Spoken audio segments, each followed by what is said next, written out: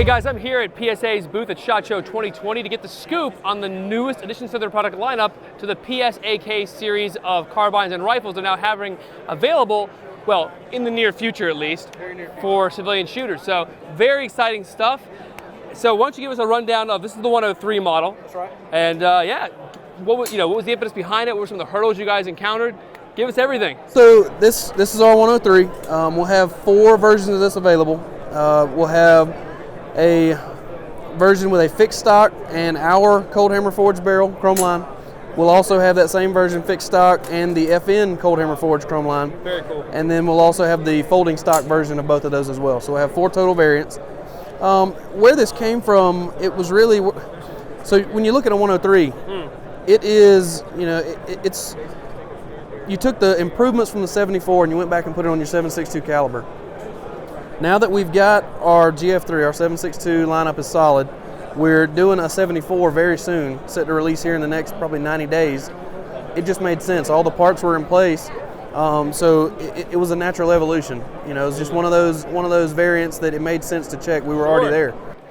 And there's like almost no competition now on the market.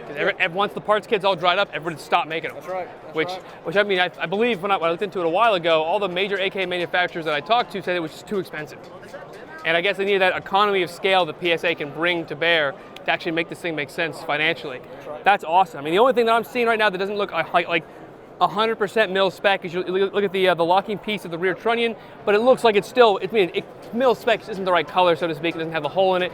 Doesn't affect it functionality-wise, and there's a slightly enlarged safety selector, so you can do it with your index finger more easily. But assuming that it's all mil spec, and I believe it is, if a shooter really wanted to put their own in there, they very well could. Absolutely. Easily changeable part. The finish on this is the magazine dimple. It's got the ribbed dust cover, which I'm not sure is 100% correct for the 103 series. I believe it might be smooth on those, but I could be mistaken. And the only thing I was going to mention that I thought was really interesting is the finish on here looks very similar to the Russian finish, like very similar. Like you guys definitely did your homework.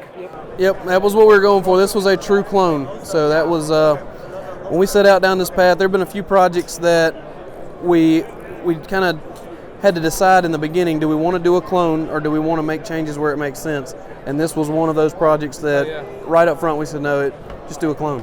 Everybody wants a clone, why not? The 74 brake, everything, awesome. But you weren't content to just say, hey, let's just make a more modernized, let's do a throwback here. The Chinese Type 56, hell yeah, with the spiker. That's right. Oh, baby. Oh, yes. And unlike the original Chinese ones, I don't want to flag anybody, we've got ourselves an optics rail. So you don't have to butcher your original Chinese collectible Norinco and toss a rail on it. You've got one from the factory. I think it's probably the first time that a major production has actually offered a folding spiker with an optics rail. That's amazing. You've got the muzzle nut on there that's correct for it too. The blonde style, what's it called? Birch almost style, or beech style wood rather. And just everything. Very, very, very nice. Even the wood pistol grip. They don't have the polymer one you see on some of the what's it called? The shoehorned ones that weren't actually properly made. I'm very much digging it. So I got to know questions about pricing and availability on both. So we'll start with this since we got it in hand.